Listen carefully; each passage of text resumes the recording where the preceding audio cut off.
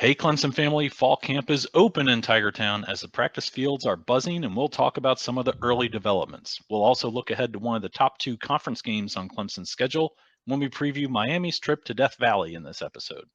I'm Daniel Shirley. We'll also take a look at Clemson's newest commitment, and we'll break down the special teams. I'm Bill Zimmerman, and welcome to episode 13 of the Reign Supreme Alway podcast. Go ahead and punch that subscribe button so you can keep up with the latest big happenings in Clemson sports. We'll get you analysis on all of it so you won't miss out.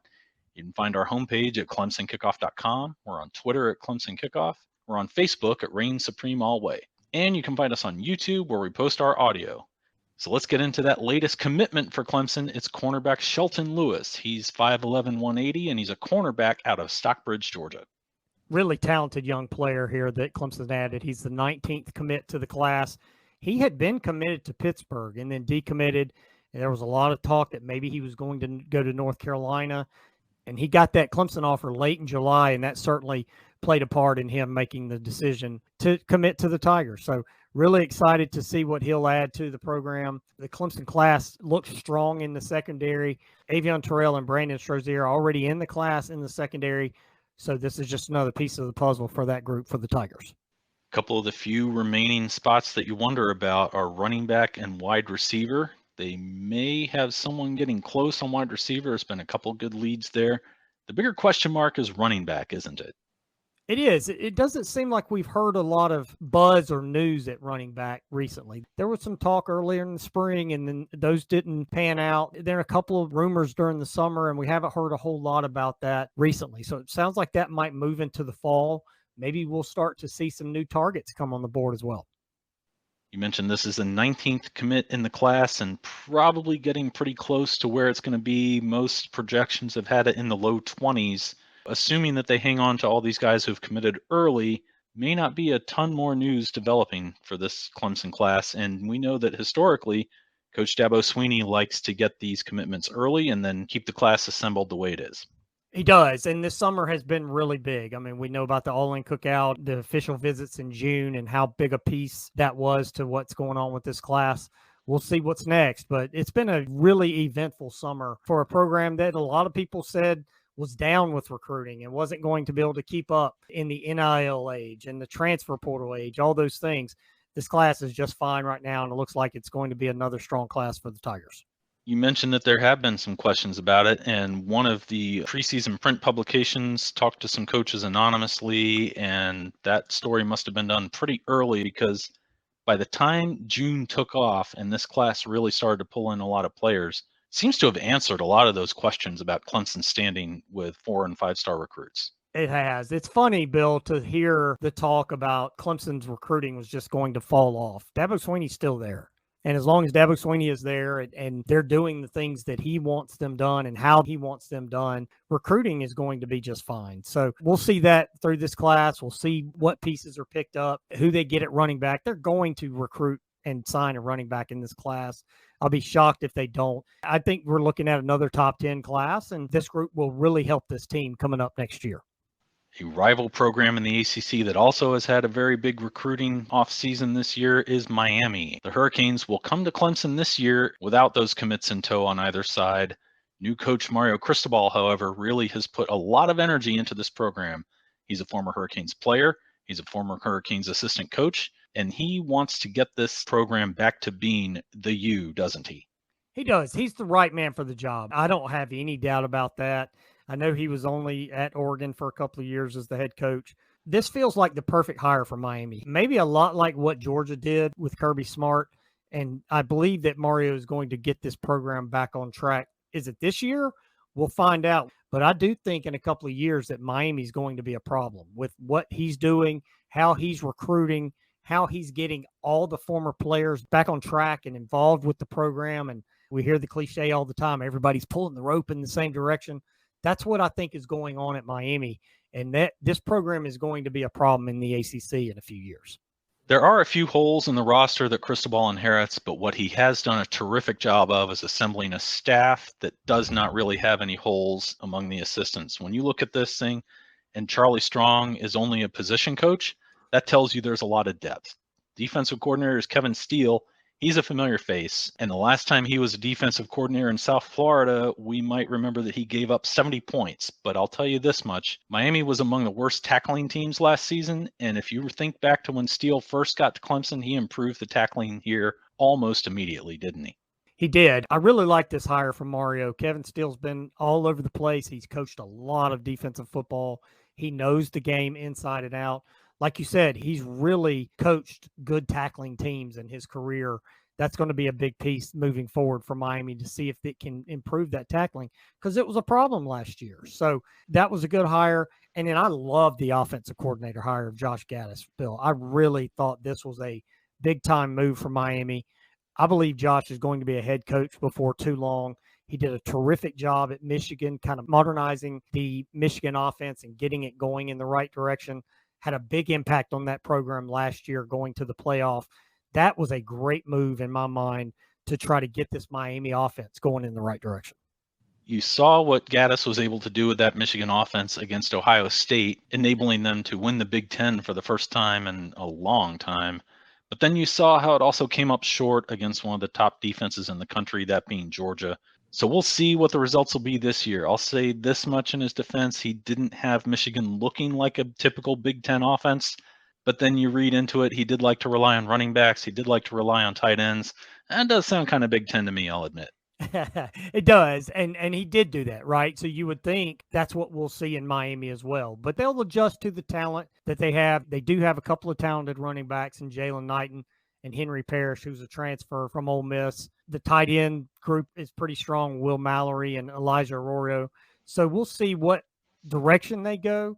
But I like what I see from Josh, at least the pieces that they have on the outside and in skill positions. There's some problems on the offensive line that have to get figured out. I know they're recruiting really well on the offensive line for the future, but those things for this year could still be a problem. And of course, quarterback Tyler Van Dyke looked really good late in the year. He has a lot of promise. He does need to put together a full season if he's going to break a run of quarterbacks that showed a lot of promise and somehow didn't pan out. De'Aaron King, of course, probably only because of the injuries that he suffered the last couple of years. That is what allowed Van Dyke to take the field, put up good numbers, and go into this spring and this fall with a chance to really be that next big Miami quarterback. There's a lot of hype about Tyler, and I think it's warranted. He's a really good player, smart guy, good enough arm. I don't know that he has a huge arm, but he's got the arm to make the throws that need to be made, and that's a big plus for a new coaching staff. When you have the quarterback in place who's got some experience, that can really speed up the process for a team. If you're looking for a quarterback, that can be tough for a new coaching staff, but they feel like they're in a good spot here. Tyler really can kind of take them to the next level. We mentioned Kevin Steele. He's also going to have some stars that he can lean on. Of course, some tremendous defensive tackles in the history of Miami, and this year that group could be led by Jared Harrison Hunt. Strong secondaries also typically at Miami, with corner Tyreek Stevenson, safeties James Williams, Cameron Kitchen, and Avante Williams highlighting that group this year. There are some talented pieces on this defense. We'll see if they can find enough of those and have enough depth to get the things done that they want to get done on defense. We know that Kevin likes to blitz. We've seen that personally if you're a Clemson fan, and we've seen it at other stops during his career. He has a difficult defense sometimes to pick up, as it's complicated at times. So we'll see what he uses if he dials it back a little bit with a new group. But there are some pieces here. The issue, a lot like on offense, is depth. Should be a major clash in Death Valley. I expect both teams to have pretty good records. Maybe Clemson will be undefeated at that point. Maybe Miami could be undefeated at that point. You just never know. We'll see how it goes. It'll be late November.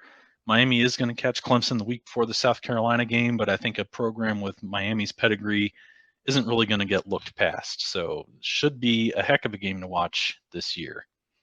Don't forget, you can find us at ClemsonKickoff.com. We've got all our podcast links there, various popular apps, and you can find us at YouTube.com/ClemsonKickoff. Let's get into special teams a little bit. This is one unit that we haven't profiled. New special teams coordinator Mike Reed, who is well known for his acumen in bringing up cornerbacks, is going to take the helm and probably lean quite a bit on place kicker BT Potter. Getting BT back for an extra year was huge. That could have been a real question mark at kicker if BT did not return for that COVID year. So having him back is a big spot. Punter, on the other hand, is a huge question mark. I know BT is in the mix there, but I'm not sure where we will end up at punter for the Tigers. It really feels like it's wide open, and any one of these guys can be the starter when we get to the season. Is there another Spires just hanging around miraculously somewhere that we don't know about that we could just? But you look at punter, and that's been, even Will Spires wasn't tremendously dependable until that final season there. He started looking really good. Punter tends to be a question pretty often. I've seen some message board talk. Well, just go for it on every fourth down. I don't think that's going to happen, but we'll see what they can do. We'll see how often they can mix it up. The return game might be the more visible situation, and we haven't seen a whole lot of breakout plays in the return game of late either. No, we haven't. And that's kind of a product of what college football has become. I mean, there's so many touchbacks, there's so many fair catches on the kickoff that you don't see a lot of returns on kickoffs. And then punts have gotten to a point where it is hard to return them. So, and Clemson has not had a lot of returns either way. So we'll see where the Tigers go there. It feels like Will Taylor is the perfect person for that job. Maybe he handles both positions on kickoff and punt. And you and I were talking about this before the podcast. We haven't seen that a whole lot very recently with the Tigers. So that could be really interesting. I would guess Will Shipley and Kobe Pace, even though they will have their running back duties, will get shots at that as well. There's plenty of talent. It's just who's going to get the job done. And you made a good point before the show as well. Let's get the best hands back there. Just catch the ball, right? We've seen so many times where the punt goes up and you're just holding your breath to make sure the returner catches the ball. Let's just be sure-handed and catch the ball, and then anything happens after that is gravy.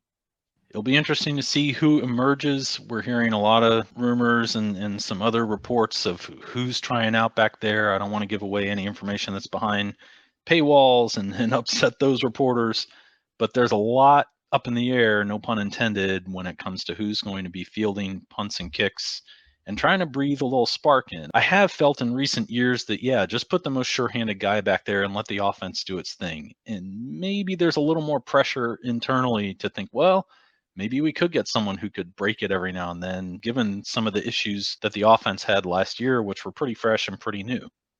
That's true, Bill. And we saw Will Taylor really give this team a boost with his returns before he got hurt last year. So we'll see if that's the case again. I like the talent. The talent is there. It's a better situation than if we're saying, oh my gosh, who can return kicks? There are players back there who can return kicks. It's just deciding on which ones are going to get the job done. You mentioned Will Taylor, and another theme of practice so far in fall camp is players coming back from injuries. We've seen Brian Brzee out there on the field. Also been sightings of Adam Randall out there, although he might not be taking part in everything. He is out there at least doing some activity in a brace. Good to see the Tigers getting healthy again, and you hope that last year was just really unusual and won't be repeated in how many guys came off the field. You would think that can't happen again with as many injuries as we saw last year. I mean, you and I were at the bowl game, and what were there, 25, 26, 27 scholarship players not available for that game, and you're starting to walk-on wide receivers at that point. It's great to see Brian Brzee back on the field. We mentioned Will Taylor. I can't wait to see what Adam Randall is going to be once he's healthy. And let's just hope all those injury problems that the Tigers had last year do not replicate themselves again this year. Players aren't even in full pads yet. So what are some of the things that you are looking for as far as news coming out of fall practice? Like most Clemson fans, I'm probably focusing first on the quarterbacks. What's coming out about DJ Uiagalelei and Cade Klubnik? What about the accuracy of those two guys? How are they working together? Those are the things that interest me, but all the other spots as well. I mean, I can't wait to read about the wide receivers. We saw the inconsistency of the wide receivers last year beyond the injuries. I want to see if those things are continuing, or maybe they've gotten some of that stuff figured out. So those are the two things I'm focusing on until they get in pads. Once they get in pads, I'm going to focus on the offensive line, Bill. You know that I go to the offensive line first and foremost pretty much anytime I'm reading about a football team, because that's where everything starts offensively. So I'm going to go there. And then on defense, I'm really looking at the cornerbacks.